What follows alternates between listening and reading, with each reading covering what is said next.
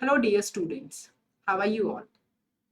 So today we are going to discuss about nutritional aspects of performance.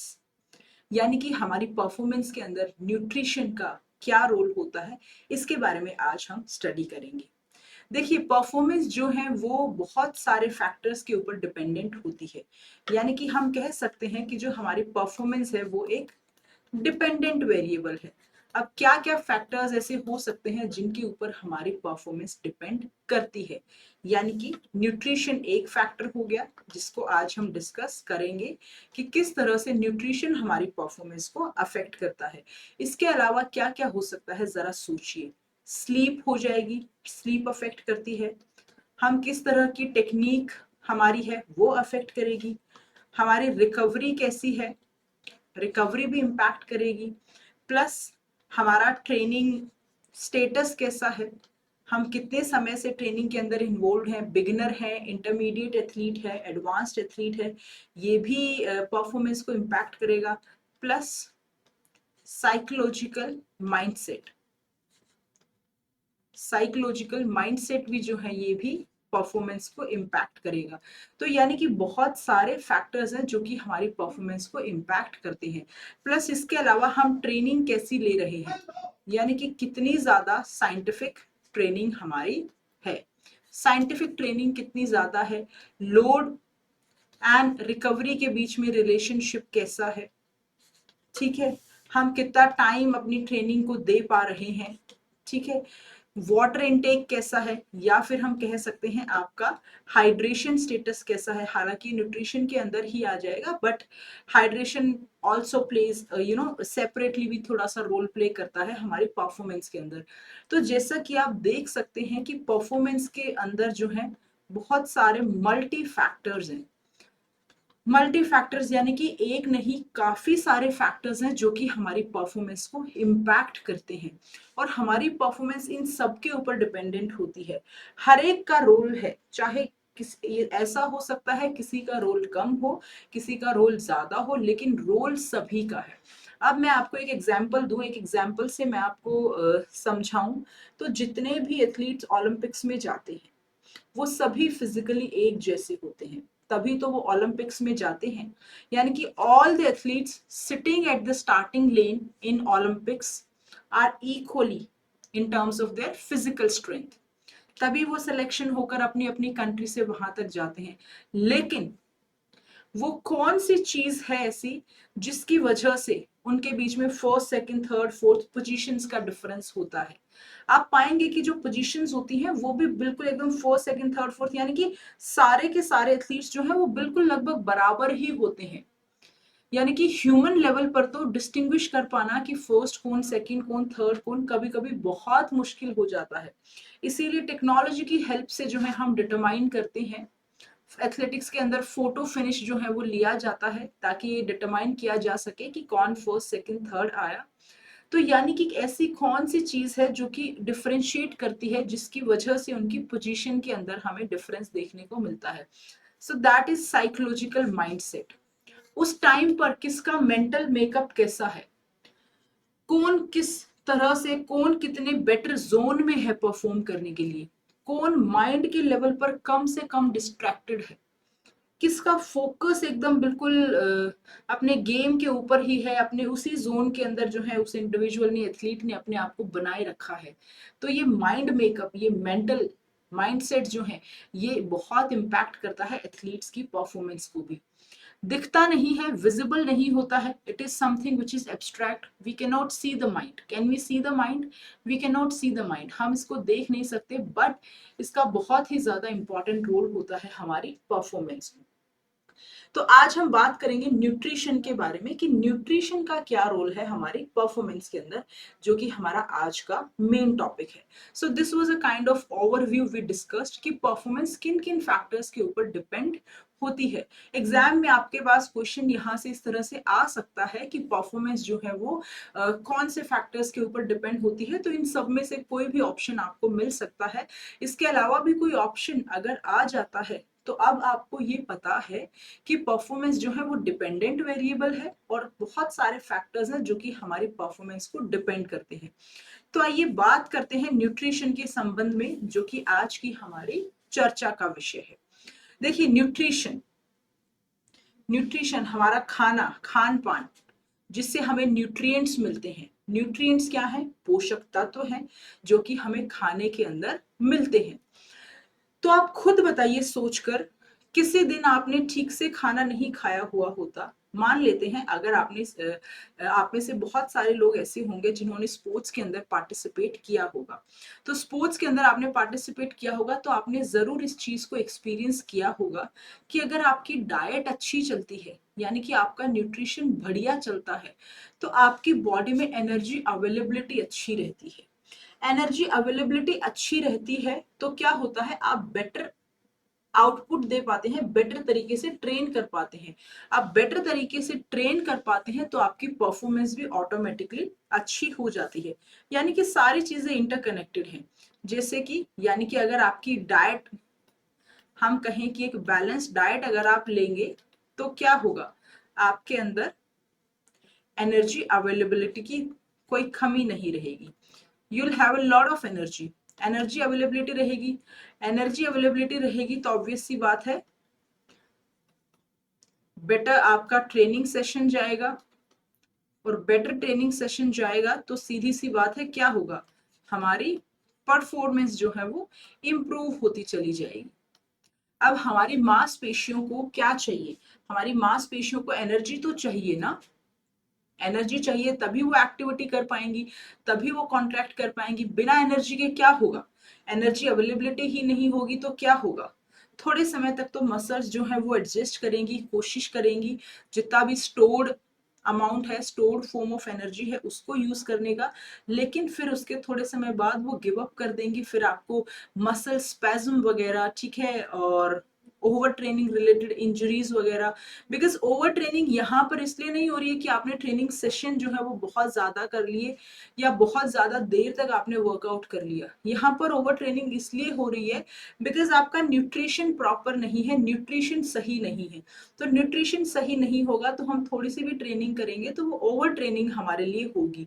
Over training क्यों होगी, क्योंकि energy की availability के हिसाब से, जितनी एनर्जी अवेलेबल है उसके हिसाब से तो हमने बहुत ज्यादा ट्रेनिंग कर ली है, तो वो ओवर ट्रेनिंग जो है एनर्जी की अनअवेलेबिलिटी के हिसाब से, अनअवेलेबिलिटी के बेसिस पर होगी। तो न्यूट्रिशन आप खुद सोचिए कि अगर आपको रिक्वायरमेंट है कार्बोहाइड्रेट्स की, प्रोटीन की, ठीक है, और आप खा रहे हैं दिन भर कुछ भी, चिप्स, कुरकुरे, लेज, इस तरीके की चीजें अगर आप खा रहे हैं तो भी आपकी परफॉर्मेंस इंपैक्ट होगी। क्योंकि न्यूट्रिशन का मतलब ये नहीं है कि आपको परफॉर्मेंस बेटर करनी है तो आप बस कुछ भी खाइए, कुछ भी से यहाँ पर रिलेशनशिप नहीं है। आपका न्यूट्रिशन स्पेसिफिक होना चाहिए।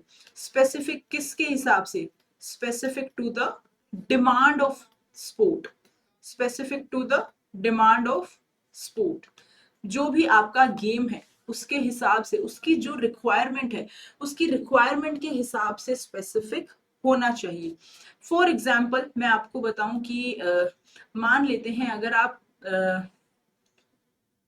बॉडी बिल्डिंग करते हैं या फिर आप physique type, fitness type events में, कॉम्पिटिशन्स के अंदर पार्टिसिपेट करते हैं, so you need to have a lot of muscle, not a lot of muscle but you need to have muscle on your body, right.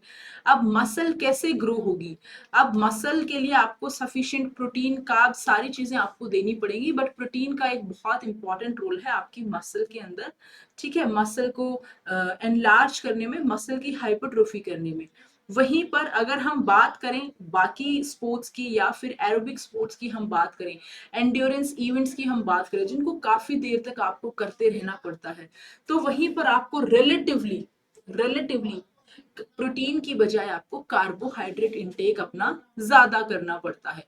अब ऐसा नहीं है कि वहां आप प्रोटीन नहीं खाएंगे और यहाँ पर आप कार्बोहाइड्रेट नहीं खाएंगे, खानी सारी चीजें हैं, सारे मैक्रोज माइक्रोज खाने हैं, लेकिन जो कंपोजिशन है, न्यूट्रिएंट्स का जो कंपोजिशन है, न्यूट्रिएंट्स का कंपोजिशन जो है आपके स्पोर्ट्स की डिमांड के हिसाब से, आपके स्पोर्ट्स की नीड के हिसाब से, स्पोर्ट्स की रिक्वायरमेंट के हिसाब से होना चाहिए। तो आई होप कि यहाँ तक आपको जो है ये चीजें समझ में आई होंगी। So the further discussion will be a little bit easy for you. चलिए अब हम बात करते हैं न्यूट्रिशन एंड एक्सरसाइज की। न्यूट्रिशन एंड एक्सरसाइज के अंदर देखिए एक बहुत ही गहरा संबंध है, एक बहुत ही गहरा लिंक है अच्छी हेल्थ और अच्छे न्यूट्रिशन के बीच में। यानी कि आपने अक्सर सुना भी होगा, you eat you become what you eat, you become what you eat. यानी कि इसका मतलब क्या हुआ, you become what you eat. इसका मतलब ये हुआ कि आप जैसा खाएंगे आप वैसे ही हो जाएंगे। ऑब्वियस सी बात है, आप अच्छा खाना खाएंगे तो आपकी बॉडी में एनर्जी की अवेलेबिलिटी रहेगी, आपकी स्किन भी अच्छी रहेगी, ठीक है, आपको ऑल द टाइम अच्छा फील होगा, आपकी गट हेल्थ भी अच्छी रहेगी, आपको जीआई इश्यूज यानी कि गैस्ट्रो इंटेस्टिनल ट्रैक जो हमारा है उससे रिलेटेड इश्यूज भी आपको होने की संभावना कम से कम होगी, बीमारियां होने की संभावना कम से कम होगी। यानी कि आप अच्छा खाना खाएंगे तो उसके ये सारे कॉन्सिक्वेंसेस हैं, और ये सारे के सारे कॉन्सिक्वेंसेस नहीं है, ये पॉजिटिव एस्पेक्ट्स हैं। वहीं पर अगर आप दिन भर में जो है कुछ भी खाएंगे, कोई भी जंक फूड खा रहे हैं, या फिर कोई आपका टाइम नहीं है खाने का, किसी भी टाइम आप खा रहे हैं, तो आपकी बॉडी फिर उसी हिसाब से जो है वो रोल प्ले करेगी। और हम न्यूट्रिशन कैसा लेते हैं, किस तरह से लेते हैं, किस समय पर लेते हैं, वो हमारे मेटाबॉलिक रेट को भी काफी इम्पैक्ट करता है। और हमारा मेटाबॉलिक रेट एक बार अगर बिगड़ जाता है, यानी कि हमारा जो मेटाबॉलिज्म है वो एक बार अगर बिगड़ जाता है तो उसको ठीक होने में फिर काफी समय लगता है, और फिर मेटाबॉलिक रेट के गड़बड़ होने की वजह से बहुत सारे इश्यूज जो हैं हमें देखने को मिलते हैं, जैसे obesity is one of them.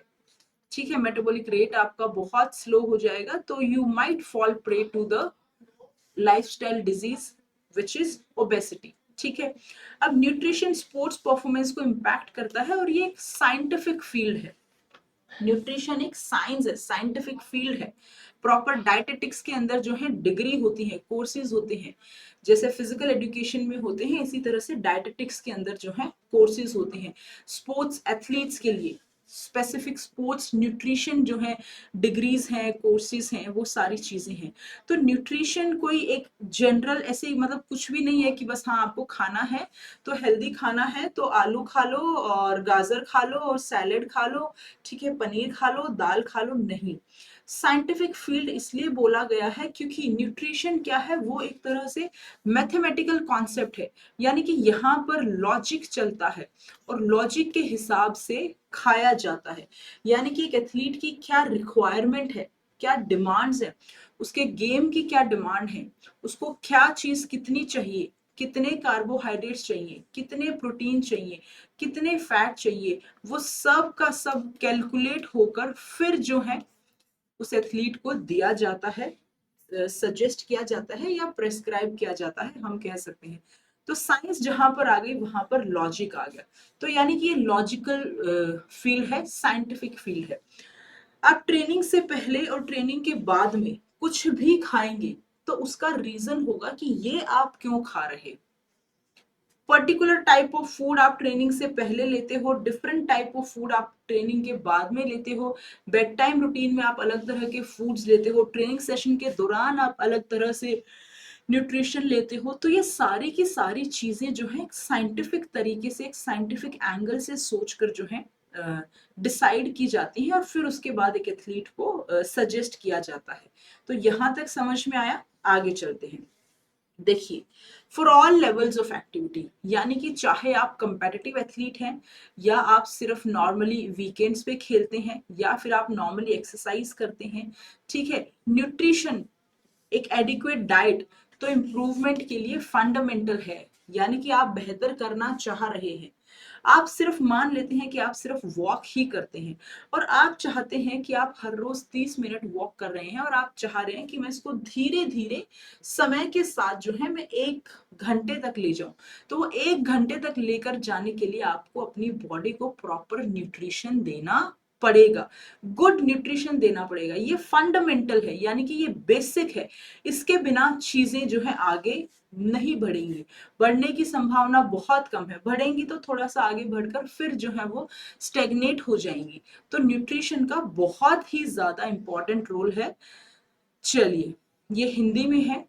अब डेली ट्रेनिंग डाइट रिक्वायरमेंट्स की अगर हम बात करते हैं, तो बेसिक ट्रेनिंग डाइट जो है वो एक तरीके से मतलब यानी कि किस तरह की होनी चाहिए, उसकी रिक्वायरमेंट क्यों है, आपको डाइट क्यों चाहिए, आपको न्यूट्रिशन क्यों चाहिए, ठीक है, ताकि आपकी बॉडी को सफिशिएंट एनर्जी मिल सके, ठीक है, सफिशिएंट एनर्जी मिल सके and nutrients for exercise demands. जो भी आपकी एक्सरसाइज की डिमांड है, उस एक्सरसाइज को एग्जीक्यूट करने के लिए आपको जिन न्यूट्रिएंट्स की आवश्यकता है वो न्यूट्रिएंट्स आपको मिल सके। दो चीजें हैं, एक तो एनर्जी आपके अंदर रहे, सफिशिएंट एनर्जी अवेलेबिलिटी रहे आपके अंदर, अच्छी डाइट होगी तो ही रहेगी। दूसरा है कि आप जब एक्सरसाइज करेंगे तो हर एक्सरसाइज की अपनी डिमांड होती है। आप एरोबिक एक्सरसाइज के अंदर इन्वॉल्व होते हैं तो एरोबिक एक्सरसाइज की अपनी डिमांड है और एनारोबिक एक्सरसाइज की अपनी डिमांड है। तो यानी कि आप जिस भी तरह की एक्सरसाइज में, जिस भी तरह की फिजिकल एक्टिविटी में इन्वॉल्व कर रहे हैं खुद को, तो उसके अंदर जिस तरह के न्यूट्रिएंट्स चाहिए वो न्यूट्रिएंट्स आपको सफिशिएंटली मिले। अगला है कि आपकी रिकवरी जो है वो ट्रेनिंग सेशंस के बीच में बेहतर हो। आपकी रिकवरी बेहतर तभी होगी जब बॉडी के पास प्रॉपर डाइट जाएगी, जब बॉडी को प्रॉपर न्यूट्रिशन मिलेगा। अब बहुत सारी तरह के फूड्स हैं, डाइवर्स रेंज ऑफ फूड्स। अब एक एथलीट को, एक स्पोर्ट्स पर्सन को, या फिर कोई भी जिसको अपनी इम्प्रूवमेंट करनी है आगे चलकर किसी भी फॉर्म ऑफ फिजिकल एक्टिविटी के अंदर वो एंगेज है, तो डाइवर्स वैरायटी ऑफ फूड्स खाने चाहिए। डाइवर्स वैरायटी ऑफ फूड्स यानी कि अलग अलग तरह के काफी सारे फूड्स का जो सेवन है वो करना चाहिए।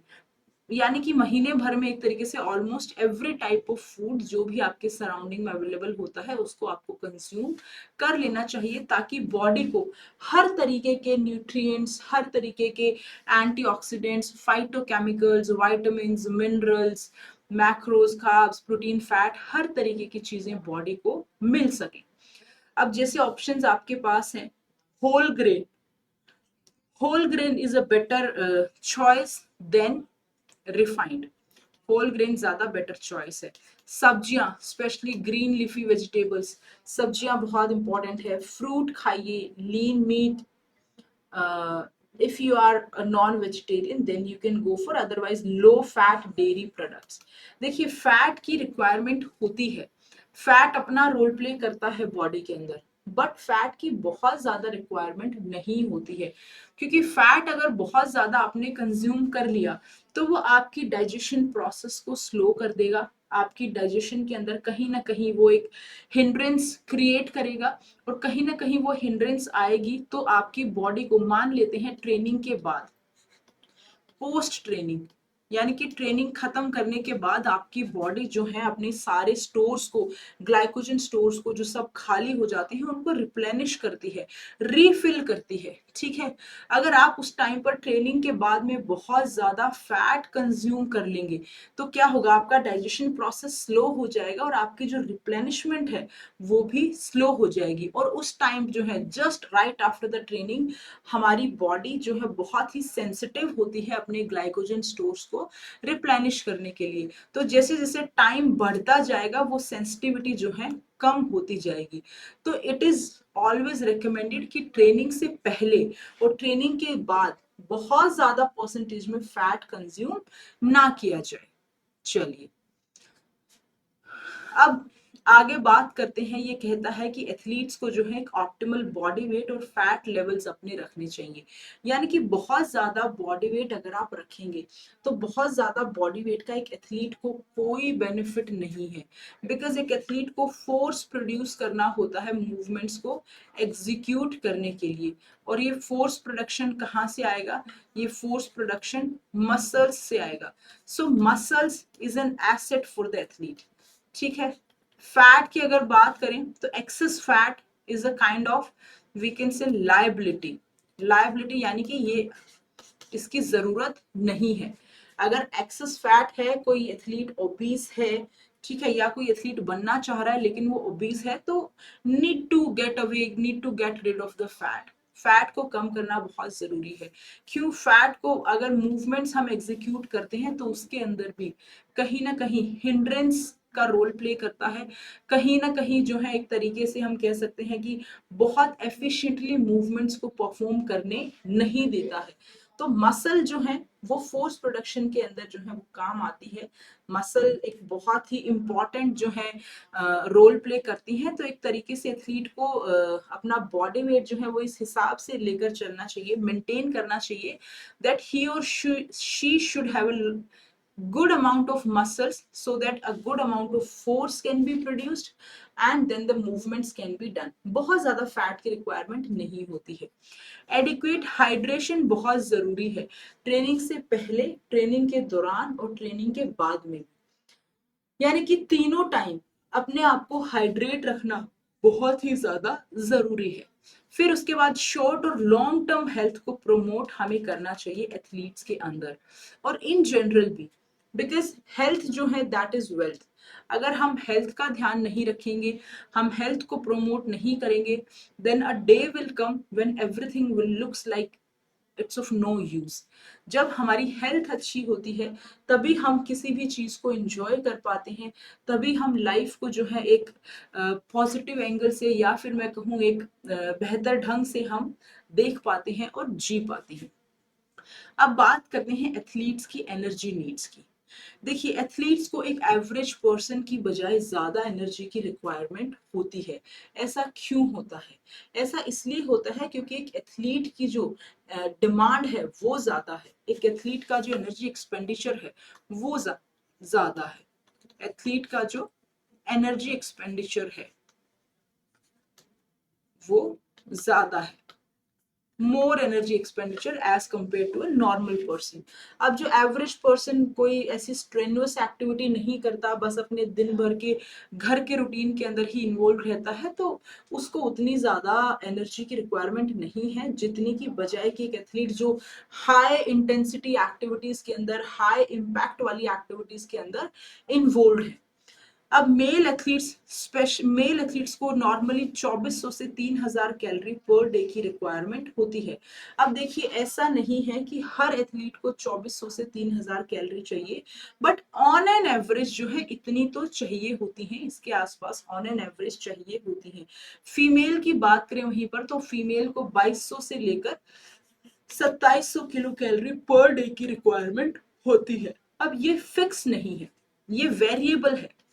अब ये जिस तरीके से ट्रेनिंग जो है, परफॉर्मेंस जो है वो हमारी बहुत सारे फैक्टर्स पर डिपेंड करती है, उसी तरह से हमें दिन भर में कितनी कैलोरीज चाहिए, हमें दिन भर में कितनी एनर्जी चाहिए, कितने अमाउंट ऑफ फूड को हम कंज्यूम करें कि हमारी जो एनर्जी डिमांड्स है वो फुलफिल हो जाए। तो ये अगेन वेरी करेगा बहुत सारे फैक्टर्स पे कि आप किस तरह के स्पोर्ट के अंदर इन्वॉल्व है, आपकी एज क्या है, किस तरह का फूड आप ले रहे हैं, आपका ट्रेनिंग का जो फेज है वो कौन सा चल रहा है, आपकी ट्रेनिंग को किस हिसाब से कौन सी ट्रेनिंग चल रही है। यानी कि सारी की सारी चीजें डिटरमाइन करेगी कि एक एथलीट की एक्चुअल में रिक्वायरमेंट कितनी है। और बिल्कुल 100% हम 3000 कैलोरी है तो 3000 ही जो है कंज्यूम की जाए, ये प्रैक्टिकली पॉसिबल नहीं हो पाता।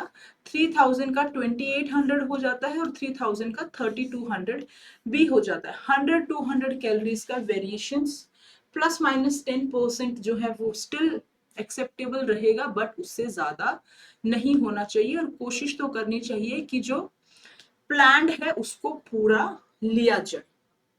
चलिए, अब अगली बात करते हैं हम मैक्रो न्यूट्रिएंट्स की। मैक्रो न्यूट्रिएंट्स किसको बोलते हैं? मैक्रो यानी कि बड़ा, हिंदी में कहें तो वृहद न्यूट्रिएंट्स, पोषक तत्व। मैक्रो न्यूट्रिएंट्स यानी कि वृहद पोषक तत्व, यानी कि वो न्यूट्रिएंट्स जिनको ज्यादा क्वांटिटी के अंदर लेने की आवश्यकता होती है और जिनको हमें ज्यादा क्वांटिटी में लेना भी चाहिए। देखिए, जो एनर्जी कंटेंट है किसी भी फूड आइटम का, यानी कि किस खाने के अंदर कितनी एनर्जी है, किस खाने से हमें कितनी एनर्जी मिलेगी, वो सारा का सारा डिटरमाइन होता है कि उस खाने का मैक्रोन्यूट्रिएंट कंपोजिशन कितना है। अब देख लेते हैं हमारे मैक्रोन्यूट्रिएंट्स कौन कौन से हैं। देखिए हमारे मैक्रोन्यूट्रिएंट्स हैं carbohydrates, protein and fat, these are the macronutrients. Water को भी एक तरीके से एक मैक्रोन्यूट्रिएंट ही माना जाने लगा है। तो एनर्जी कंटेंट यानी कि किससे कितनी एनर्जी मिलेगी वो डिटरमाइन करेगा कि मैक्रोन्यूट्रिएंट कंपोजिशन कितना है। देख लेते हैं, देखिए मैं आपको यहाँ पर एग्जांपल देती हूँ। एक फूड प्लेट है, ठीक है, जिसके अंदर इतना कार्बोहाइड्रेट है, इतना प्रोटीन है और इतना फैट है। एक दूसरी प्लेट है जिसके अंदर इतना कार्बोहाइड्रेट है, इतना प्रोटीन है और इतना फैट है। एक और प्लेट है जिसके अंदर इतना प्रोटीन है, इतना फैट है और इतना कार्बोहाइड्रेट है। तो अब आप बताइए क्या तीनों प्लेट के अंदर जो खाना है क्या उससे हमें बराबर एनर्जी मिलेगी? बिल्कुल भी नहीं, क्योंकि तीनों के अंदर जो मैक्रोज है, मैक्रोज का कॉम्पोजिशन अलग है और मैक्रोज का कॉम्पोजिशन अलग है तो वही कॉम्पोजिशन डिसाइड करेगा कि हमें कितनी कैलोरीज मिलेंगी। अब आप देख लीजिए ना, सपोज यहाँ पर कार्बोहाइड्रेट्स जो हैं वो आप ये मानकर चलिए कि बहुत सिंपल एग्जांपल लेते हैं 100 ग्राम है, प्रोटीन यहाँ पर हम मान लेते हैं 20 ग्राम है और फैट हम मान लेते हैं यहाँ पर 50 ग्राम है। तो कितनी एनर्जी हमें यहाँ से मिलेगी? 100 ग्राम कार्बोहाइड्रेट हमें कितनी एनर्जी देगा? 400, 20 ग्राम प्रोटीन 80 और 50 ग्राम फैट 450। तो आप इसको ऐड कर लीजिए, कितना आ गया? 8 और 5 13, 1 930। यहाँ पर मान लेते हैं कि कार्बोहाइड्रेट्स जो हैं वो 400 ग्राम है, प्रोटीन जो है वो 100 ग्राम है और फैट जो है वो 50 ग्राम है। तो ये 400 ग्राम है तो कितनी कैलोरीज आपको मिल गई? 400 ग्राम्स इंटू 4, 1600 तो यहीं से मिल गई। 100 इंटू 4, 400 यहाँ से और 50 है तो 45 यहाँ से। तो यानी कि 2045 कैलोरीज आपको यहाँ से मिल गई। तो वेरिएशन हो गया या नहीं हो गया? यस और no? I think the complete screen is visible to you now. तो यहाँ पर आप देख सकते हैं जो हमने बात की वो यही की कि मैक्रोन्यूट्रिएंट का कंपोजिशन क्या है, वो डिटरमाइन करेगा कि एनर्जी अवेलेबिलिटी कितनी होगी, उस खाने में एनर्जी कंटेंट कितना होगा। रफली हम बात करें तो कार्बोहाइड्रेट जो है 1 ग्राम कार्बोहाइड्रेट यूजुअली 4 कैलोरीज प्रोवाइड करता है, ठीक है। प्रोटीन की बात करें तो प्रोटीन भी 4 ही करता है और फैट की बात करें तो फैट 9 किलो कैलोरी एनर्जी हमें प्रोवाइड करता है। चलिए अब कार्बोहाइड्रेट्स की इंपॉर्टेंस देखते हैं कि कार्बोहाइड्रेट्स की क्या इंपॉर्टेंस है, क्यों जरूरी है, कहाँ कहाँ कौन कौन से सोर्सेस के अंदर ये पाए जाते हैं। देखिए कार्बोहाइड्रेट एक तरीके से हमारी जो हाई इंटेंसिटी वाली एक्टिविटीज होती है, हाई इंटेंसिटी एक्टिविटीज यानी कि बहुत तीव्रता से जो गतिविधियां की जाती हैं उनके अंदर कार्बोहाइड्रेट प्राइमरी सोर्स होता है, यानी कि carbohydrate is the primary source during high intensity activities. फिर जो हेल्दी कार्बोहाइड्रेट है उसके अंदर हमारे फ्रूट आ जाएंगे, वेजिटेबल्स आ जाएंगी, होल ग्रेन सीरियल्स आ जाएंगे, ब्रेड आ जाएगी, पास्ता आ जाएगा, ठीक है। These are the healthy carbohydrate sources. अब कार्बोहाइड्रेट प्राइमरी सोर्स है और carbohydrate main energy giving food है, यानी कि ये हमारी बॉडी के लिए मेन सोर्स ऑफ एनर्जी है। जो मेन एनर्जी हमारी बॉडी को मिलेगी वो यहीं से मिलेगी। So carbs is the main source of energy. चलिए अब डाइटरी फैट के बारे में अगर हम देखें तो देखिए फैट भी जरूरी है, फैट का अपना रोल है। तो डाइटरी फैट जो है वो एसेंशियल है बॉडी की जो एनर्जी नीड्स है उनको पूरा करने के लिए, प्लस हार्मोनल बैलेंस के लिए भी। जो हमारी बॉडी में जितने भी हॉर्मोन्स प्रोड्यूस होते हैं उनके बैलेंस को मेंटेन करने के लिए भी फैट जो है वो इम्पॉर्टेंट है। बट फैट जैसा कि हमें पता है, we have saturated fat and we have unsaturated fat. So unsaturated fat जो होता है that is good for our body. अब इसके अंदर जो मूफा और पूफा है, that is the healthy fat which we all must consume. MUFA monounsaturated fatty acid and PUFA is polyunsaturated fatty acids. हमारी बॉडी के अंदर कुछ फैट सोल्यूबल वाइटामिन भी होते हैं, उनके लिए फैट बहुत जरूरी है। अब फैट सोल्यूबल वाइटामिन कौन कौन से हो गए देख लेते हैं। फैट सोल्यूबल में कौन कौन सा आ जाएगा? Vitamin A, D, E and के। तो ये हमारे फैट सोल्यूबल वाइटामिन है, राइट। हेल्दी फैट सोर्सेज में क्या क्या आ जाएंगे? हमारे नट्स आ जाएंगे, coconut oil, olive oil, avocados, butter, ये सारी चीजें। बट हमें वेजिटेबल ऑयल जैसे corn, cotton seed, soybean oil, इनका यूज जो है मिनिमम करना चाहिए। बहुत ज्यादा हमें फैट का यूज करना ही नहीं चाहिए, बिकॉज एक जो हमारी खाना खाने की स्पून होती है, हम मान लेते हैं कि वो 5 ग्राम की है, तो वो 1 चम्मच अगर आपने यूज की तो यानी कि आपने 45 ग्राम कैलोरीज कंज्यूम कर ली। अब डाइटरी प्रोटीन की अगर हम बात करें, डाइटरी प्रोटीन यानी कि वो प्रोटीन जो हम खाते हैं। प्रोटीन मसल रिपेयर और ग्रोथ के लिए इंपॉर्टेंट है। किसके लिए? मसल को रिपेयर करने के लिए और ग्रोथ करने के लिए। यानी कि आफ्टर ट्रेनिंग, ट्रेनिंग के बाद में जो मसल डैमेज होता है, ट्रेनिंग के बाद में जो मसल का वियर एंड टियर होता है, सेल्स एंड टिश्यूज का जो वियर एंड टियर होता है, उसको रिपेयर करने के लिए कौन रोल प्ले करता है? प्रोटीन रोल प्ले करता है। अब प्रोटीन के प्रेफर्ड सोर्सेज हैं, जैसे लीन मीट हो गया, एग्स हो गया, डेयरी प्रोडक्ट्स हो गए, लेग्यूम्स हो गए, ये प्रेफर्ड सोर्सेज हैं किसके? प्रोटीन के। चलिए, तो यहां तक आपको जो है एक बात क्लियर हो जानी चाहिए कि कार्ब जो है वो क्या है। कार्ब एनर्जी प्रोवाइड करने का रोल प्ले करते हैं। प्रोटीन जो है वो एक तरीके से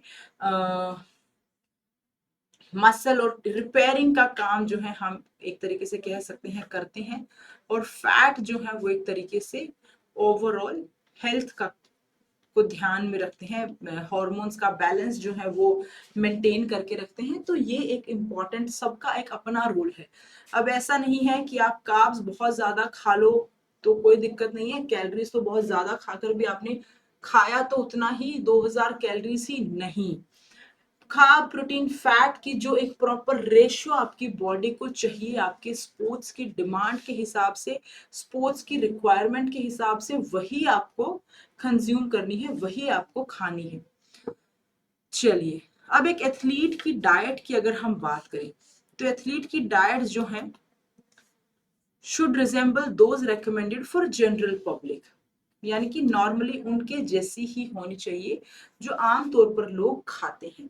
जैसे कि फॉर एग्जाम्पल कार्बोहाइड्रेट एनर्जी देता है, तो सबसे ज्यादा परसेंटेज किसका होना चाहिए प्लेट के अंदर? कार्बोहाइड्रेट का होना चाहिए। क्योंकि दिन भर एक्टिविटीज करने के लिए, ट्रेनिंग सेशंस के अंदर पार्टिसिपेट करने के लिए हमें एनर्जी की रिक्वायरमेंट है, और वो एनर्जी कौन देगा? वो एनर्जी कार्बोहाइड्रेट्स देंगे। फिर दूसरा है प्रोटीन। प्रोटीन के लिए, प्रोटीन हमें नॉर्मली रिपेयरिंग के लिए, वेयर एंड टियर को ठीक करने के लिए, ठीक है, प्रोटीन सिंथेसिस के अंदर, ठीक है, हमें प्रोटीन की आवश्यकता होती है। Then 20 to 35% amount of fat. Strenuous exercise यानी कि हार्डकोर एक्सरसाइज हर रोज अगर करेंगे तो ऑब्वियस सी बात है हमारी एनर्जी की जो कंजम्पशन है वो बढ़ जाएगी, एनर्जी की रिक्वायरमेंट जो है वो बढ़ जाएगी। और एनर्जी की रिक्वायरमेंट बढ़ेगी, तो एनर्जी की रिक्वायरमेंट बढ़ेगी तो वो कहाँ से पूरी होगी? यानी कि वो कार्बोहाइड्रेट से पूरी होगी। तो फिर कार्ब्स की डिमांड जो है वो बढ़ जाएगी, कार्ब्स की जो जरूरत है, नीड है, वो बढ़ जाएगी क्योंकि एनर्जी रिक्वायरमेंट बढ़ जाएगी। चलिए आगे चलते हैं। अब बात करते हैं कार्बोहाइड्रेट एंड प्रोटीन गाइडलाइंस की। देखिए बहुत सारी गाइडलाइंस अवेलेबल हैं कि आपको कितना कार्ब खाना चाहिए, कितना प्रोटीन खाना चाहिए, कितना फैट खाना चाहिए। हर जगह आपको थोड़ा थोड़ा वेरिएशन आपको मिल सकता है, बट जो जनरल आइडिया है वो जहां पर आपको जितना भी मिलेगा ना उसके आसपास ही वैल्यू आपकी होनी चाहिए। एग्जाम के अंदर अगर उसके आसपास भी वैल्यू है तो आप उसको भी टिक करेंगे तो आपका आंसर सही होगा। अब कार्बोहाइड्रेट और प्रोटीन गाइडलाइंस की अगर हम बात करें तो एक गाइडलाइंस बेस्ड है ग्राम्स पर केजी ऑफ बॉडी वेट। किसके हिसाब से? ग्राम पर केजी ऑफ बॉडी वेट। इसके हिसाब से जो ये गाइडलाइंस है ये हमारी फिक्स्ड है। जैसे फैट्स की अगर बात करें तो ज्यादातर एथलीट्स जो हैं जनरल जो कम्युनिटी रिकमेंडेशंस है उसी से अडेयर करें, यानी कि नॉर्मल आम तौर पर जो लोगों के लिए रिकमेंडेशंस है, जो डाइटरी रिकमेंडेशंस हैं आम जनता के लिए, उतना ही फैट इनटेक कर सकते हैं, कोई इश्यू नहीं है। हेल्दी फैट को चूज करें। हाई फैट फूड्स ये जितने भी हैं, pastries, chips, patties, biscuits, cake, momos, fried items, chowmein, burger, ये सारी चीजें, ये जितने भी हाई फैट फूड्स हैं, इसके अलावा एक और बड़ी खतरनाक चीज यहाँ पर है कि इनके अंदर ट्रांस फैट भी बहुत ज्यादा होता है।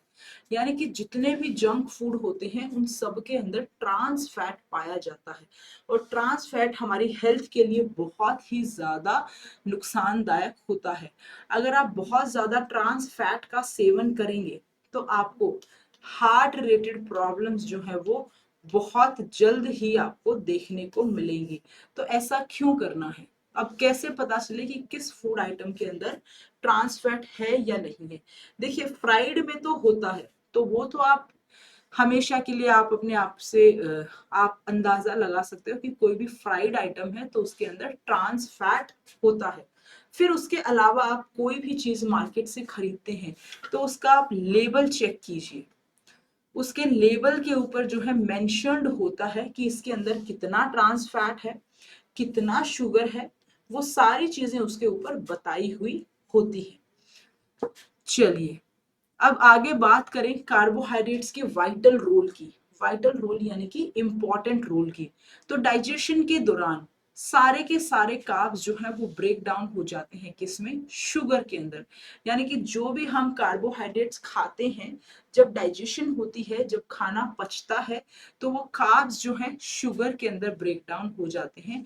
मेनली ग्लूकोज आप कह सकते हो, और ग्लूकोज आपकी बॉडी का प्राइमरी एनर्जी अवेलेबल सोर्स है, या फिर हम कह सकते हैं glucose is also readily available.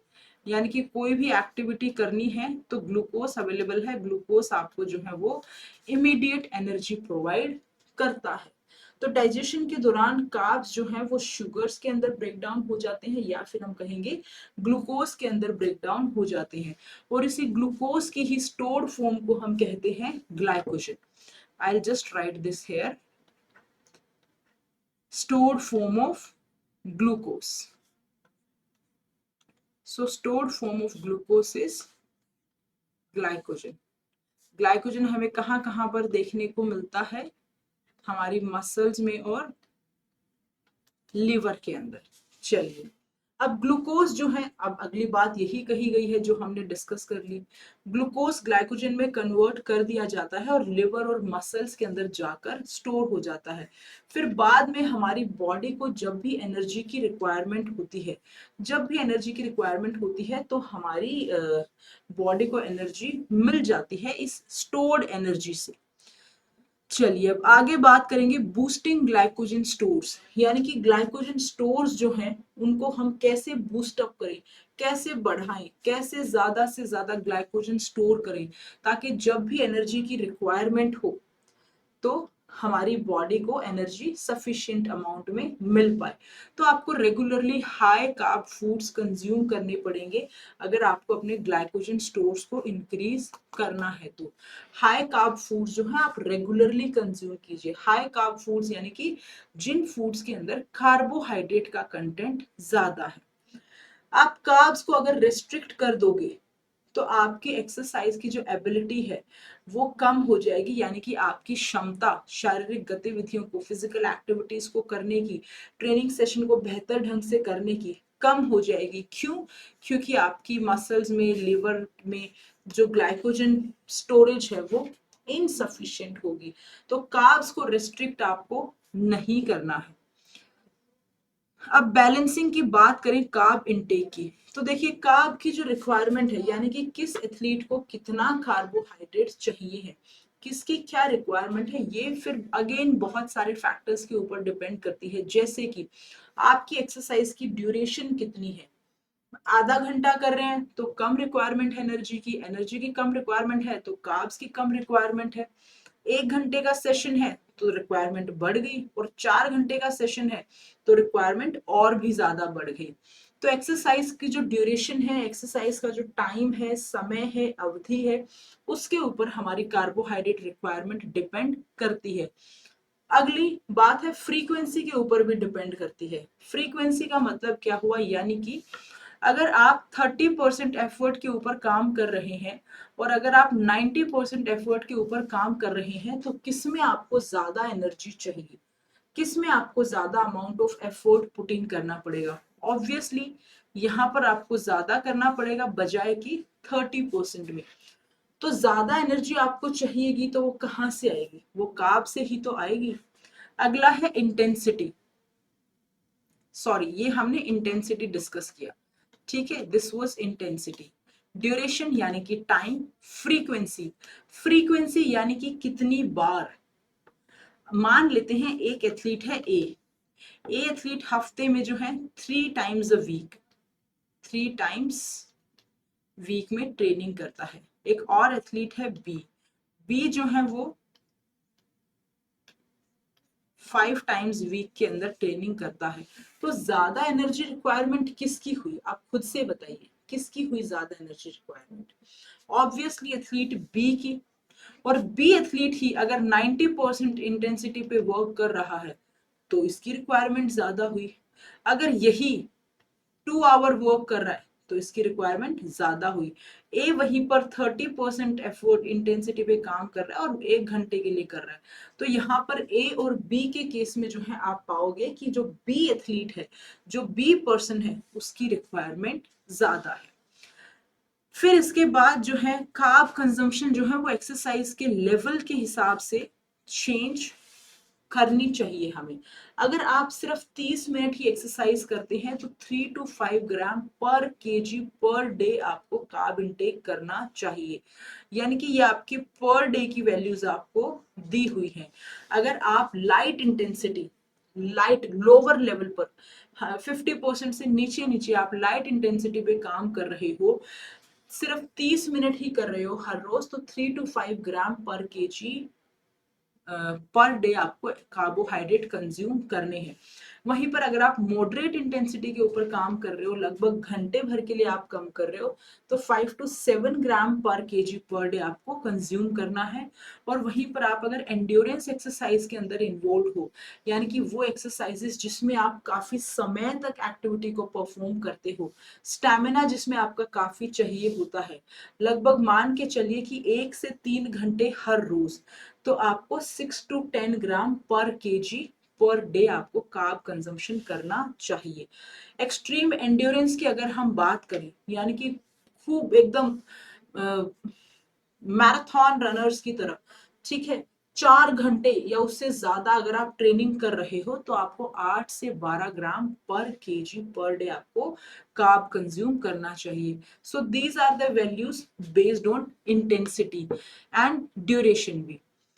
अब लो कार्ब अवेलेबिलिटी की अगर हम बात करें तो कुछ ऐसी सिचुएशंस होती हैं जहां पर आप कार्बोहाइड्रेट को रिस्ट्रिक्ट कर देते हो। मतलब यानी कि एक नई स्ट्रेटजी एक तरीके से ट्रेनिंग की देखने को हमें मिली है, that is training with low carb levels. यानी कि आप कम कार्ब लेवल्स के साथ में अगर ट्रेनिंग करोगे तो उससे आपको कुछ न कुछ पोटेंशियल बेनिफिट भी मिलते हैं। बट ओवरऑल इसका इम्पैक्ट क्या है ये अभी तक अनक्लियर है। बहुत ज्यादा conclusive statement, conclusive research, conclusive studies जो है लो कार्ब लेवल्स के साथ में ट्रेनिंग करने के ऊपर नहीं है।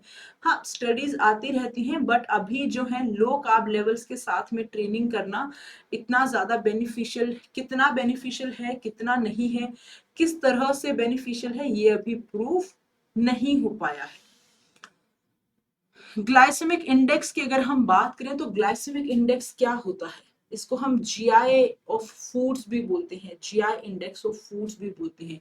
यानी कि उस फूड के अंदर कितना कार्ब कंटेंट है, यानी कि जो भी हमारे फूड्स होते हैं, जो भी हमारे फ्लूइड्स होते हैं, लिक्विड सॉलिड, दोनों के अंदर कितना कार्ब कंटेंट है, और उस कार्ब कंटेंट का ब्लड शुगर लेवल के ऊपर क्या इंपैक्ट होगा, ये होगा ग्लाइसेमिक इंडेक्स किसी भी खाने का। यानी कि हमारी ब्लड जो है, हमारे ब्लड के अंदर शुगर लेवल के ऊपर कितना इंपैक्ट होगा, और कार्ब कंटेंट कितना है उस पर्टिकुलर फूड आइटम का, उस पर्टिकुलर ड्रिंक का, फ्लूइड का, तो वो डिटरमाइन करेगा कि, यानी कि उससे हमें पता चल जाएगा कि जीआई कितना है उस पर्टिकुलर फूड का। अब एविडेंसेस जो है वो बहुत ज्यादा स्ट्रांगली जीआई फूड की मैनिपुलेशंस को सपोर्ट नहीं करती हैं एक्सरसाइज परफॉर्मेंस के लिए, जब तक कि आपके पास सफिशिएंट एनर्जी अवेलेबिलिटी है, सफिशिएंट कार्ब्स की अवेलेबिलिटी है, आपकी डाइट में सफिशिएंट कार्ब्स हैं। यानी कि कहने का मतलब ये है, एनर्जी अवेलेबिलिटी अगर प्रॉपर है, कार्ब्स का इंटेक अगर सफिशिएंट तरीके से हो रहा है, तो जीआई के ऊपर बहुत ज्यादा आपको जाने की इतना जरूरत नहीं है। अब टाइमिंग जो है कार्ब कंजम्पशन का विद डिफरेंट जीआई फूड्स, वो इंपॉर्टेंट हो सकता है। यानी कि किस टाइम पर आपको जो है किस तरह का खाना आपको खाना है, यानी कि वो इंपॉर्टेंट हो सकता है। फॉर एग्जाम्पल ट्रेनिंग के बाद में, आफ्टर ट्रेनिंग जो है आप हाई जीआई फूड्स खाते हैं, बिफोर ट्रेनिंग जो है आप लो जीआई फूड्स खाते हैं। क्योंकि बिफोर ट्रेनिंग जो है आपको जो भी आप खाएंगे तो उसको आपको चाहिए कि आपके बॉडी में वो धीरे धीरे एनर्जी प्रोवाइड करे, धीरे धीरे जो है वो आपका ब्लड ग्लूकोज लेवल बढ़े। और ट्रेनिंग के बाद आप चाहेंगे कि आपका ब्लड ग्लूकोज लेवल जो है वो एकदम से रैपिडली काफी सारा बढ़ जाए, ताकि आपके जो मसल के ग्लाइकोजन स्टोर्स हैं वो रिफिल हो जाए।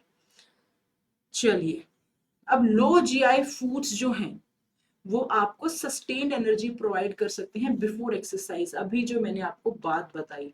बट एविडेंस जो है कि कितना मतलब परफॉर्मेंस को बेनिफिट करेंगे कितना नहीं, वो बहुत ज्यादा हमें देखने को नहीं मिलता है। और moderate to high glycaemic index जो फूड्स हैं वो ज्यादा बेनिफिशियल होंगे ड्यूरिंग एक्सरसाइज, ठीक है, आफ्टर एक्सरसाइज, या फिर कह सकते हैं रिकवरी के टाइम पे। बट अगेन इंडिविजुअल की प्रेफरेंस और स्पोर्ट स्पेसिफिक नीड्स के हिसाब से ही ये प्लान्ड होने चाहिए। चलिए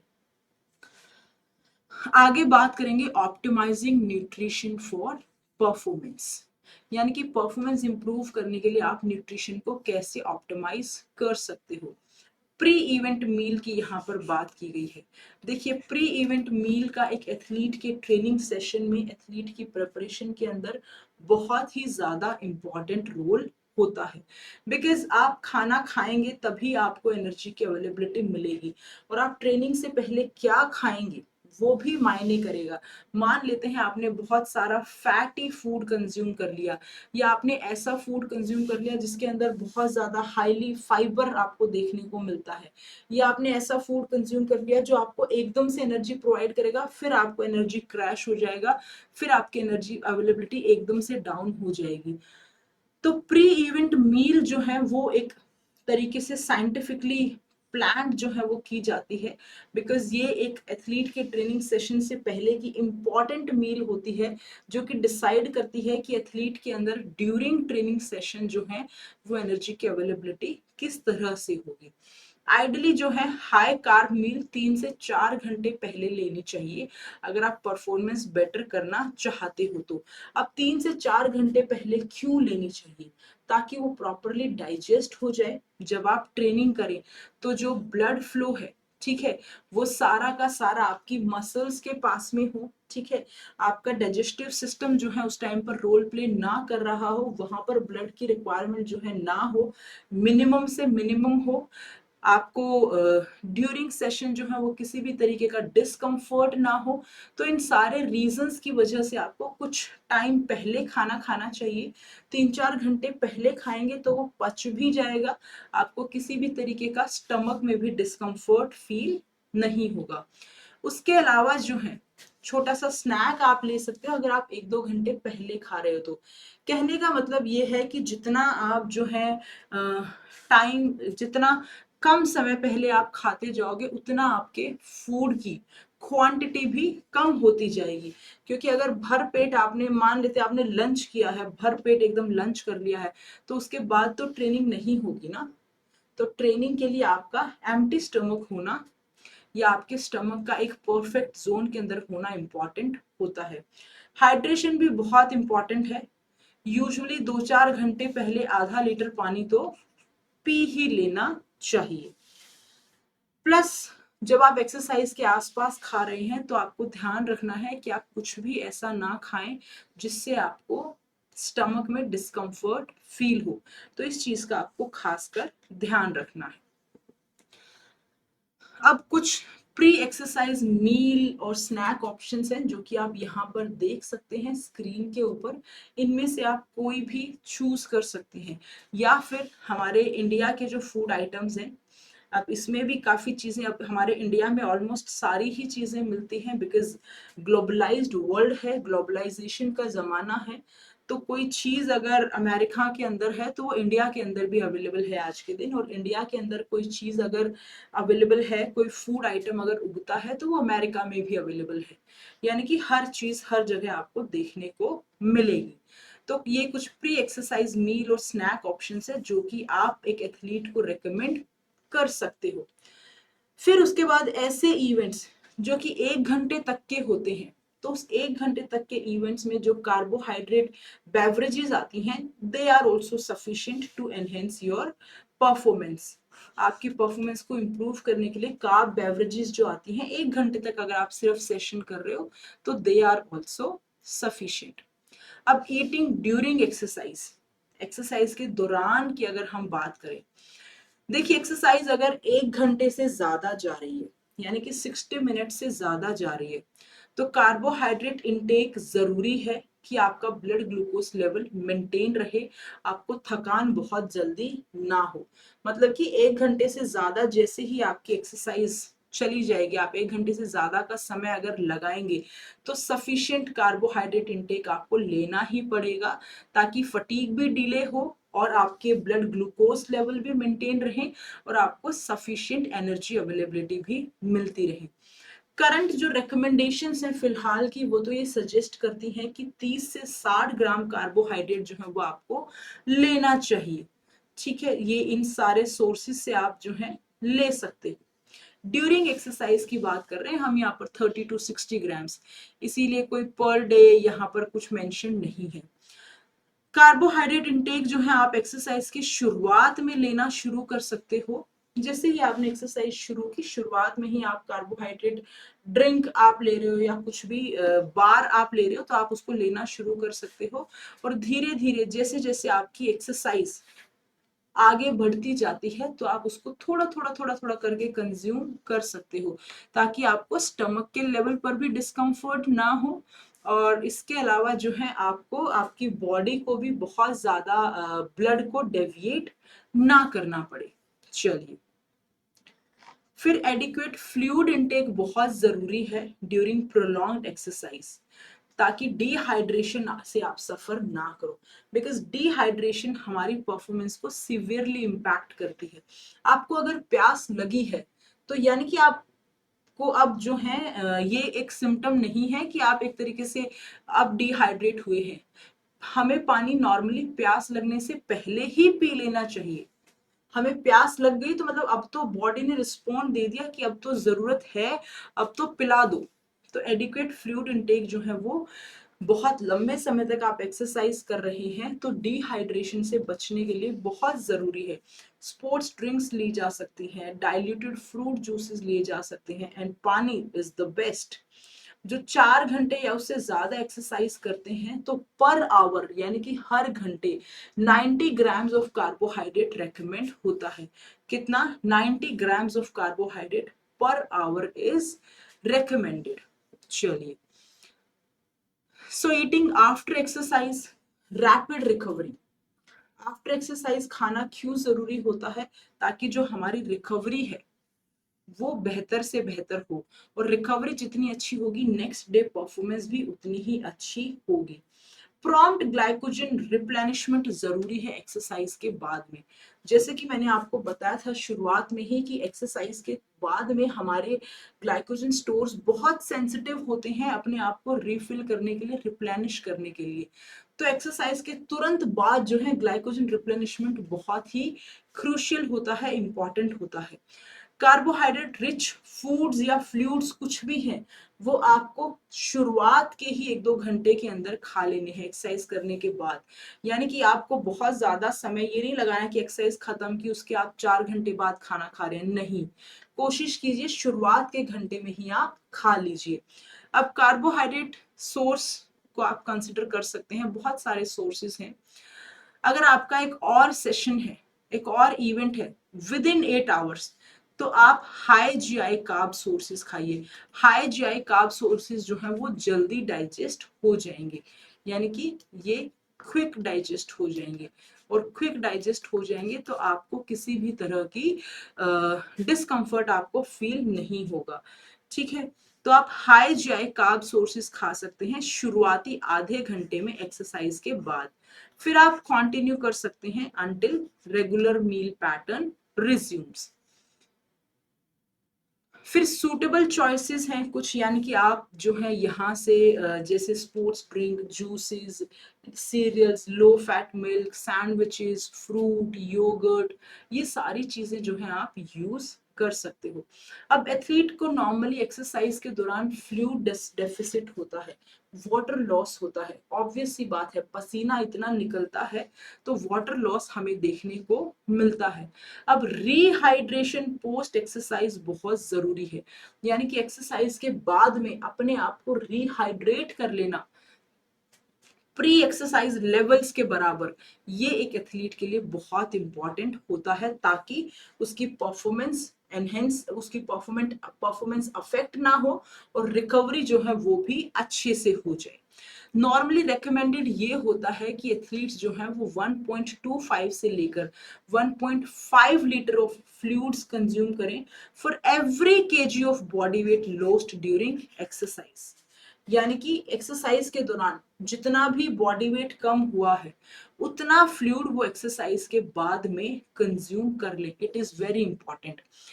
एक और चीज मैं आपको बताऊं, बहुत सारे लोग जो हैं आजकल एक्सरसाइज करने के बाद जो है अपना वेट चेक करते हैं तो उनको वेइंग स्केल के ऊपर कम दिखता है। जाहिर सी बात है, दिखेगा ही, क्योंकि आपकी बॉडी से फ्लूइड लॉस जो हुआ है, आपकी बॉडी से वाटर मिनरल लॉस जो हुआ है स्वेट की फॉर्म में। तो आप ये मत मानिए कि आपका वेट कम हो गया है, नहीं, फ्लूइड जो है वो कम हुआ है। तो आपको उस फ्लूइड को रिप्लेस करना है। तो आपको इस मिथ में नहीं रहना है कि 2 घंटा एक्सरसाइज करो और 2 किलो वजन कम करो, नहीं। 2 घंटा एक्सरसाइज करने से कोई 2 किलो वजन कम नहीं होता है, वो वाटर लॉस होता है। चलिए, प्रोटीन एंड स्पोर्टिंग परफॉर्मेंस, यानी कि प्रोटीन का परफॉर्मेंस के अंदर क्या रोल है। देखिए, प्रोटीन का हमने शुरुआत में ही देखा था कि रिपेयर करना जो है वो प्रोटीन का रोल है। प्रोटीन एक एथलीट की डाइट में इंपॉर्टेंट है, रिकवरी के अंदर भी बहुत ज्यादा जरूरी है, क्योंकि रिकवरी में ये सारा का सारा जो भी मसल डैमेज हुआ होता है उसको कंप्लीटली रिपेयर करता है। बहुत सारे एथलीट्स जो है अपनी प्रोटीन नीड्स को सफिशिएंटली मीट कर लेते हैं, ठीक है। कुछ एथलीट्स को एक्सीड कर लेते हैं when consuming adequate energy in the diet, क्योंकि एक नॉर्मली एक ये भी एक मिथ प्रिवेल करती है दैट मोर इज बेटर।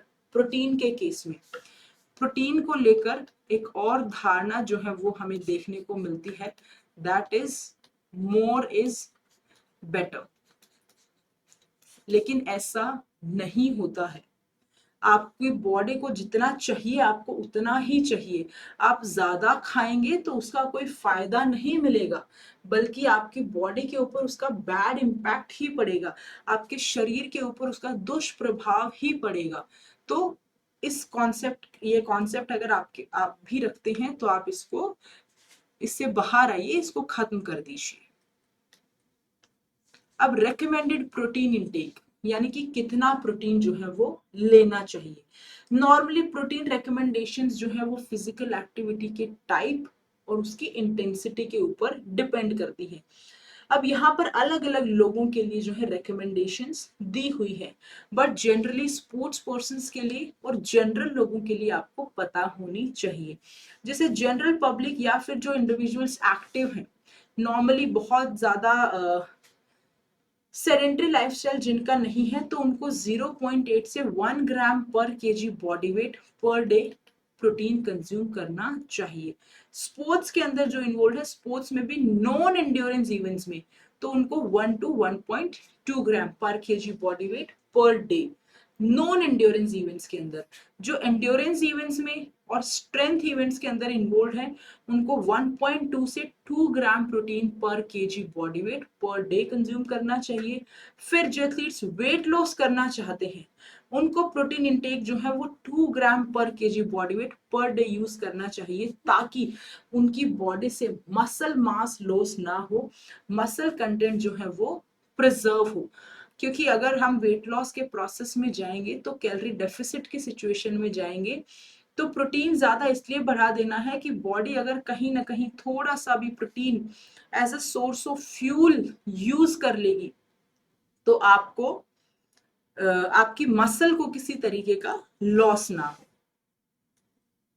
फिर प्रोटीन सप्लीमेंट्स एंड परफॉर्मेंस, बहुत सारे एविडेंसेस जो हैं इस चीज को सपोर्ट करते हैं कि डायरेक्ट परफॉर्मेंस बेनिफिट होती है प्रोटीन सप्लीमेंट से, यानी कि evidence supporting direct performance benefit from protein supplement is currently lacking, making them unlikely to enhance sports performance for most athletes. देखिए, अगर आपकी खाने से प्रोटीन की रिक्वायरमेंट फुलफिल हो रही है तो इससे बढ़िया तो कुछ भी नहीं है। खाने से रिक्वायरमेंट नहीं हो रही है, then you can go for the other sources, but उसमें भी वो अदर सोर्सेज कितना आपकी परफॉर्मेंस को इम्प्रूव करते हैं, कितना ज्यादा आपकी परफॉर्मेंस को बेटर करते हैं, उसका एविडेंस अभी कोई बहुत ज्यादा सच कंक्लूसिव नहीं है। आप ये मानकर चलिए कि नॉर्मली जितने भी सप्लीमेंट्स